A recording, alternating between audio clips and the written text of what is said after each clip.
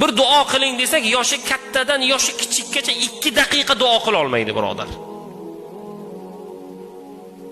Duo boshlanadi. Xotirjamlik bergin, dili beg'amlik bergin, rizqimizni kengaytirgin. Birodar, iymonni kim so'raydi, kim? Meni bolalarimni namozxon qilgin, Qur'on o'qiydigan qilgin, meni taqvodorlardan qilgin, meni halolni tanlaydiganlardan qilgin degan duo qani? Topganimiz to'ylarga ketsin, rizqimiz keng bo'lsin, bolalarning huzurini ko'raylik. Dunyo, yangi uy, yangi mashina, yangi kiyim, faqat yangi, birodar. Iymon, kim so'raydi iymonni?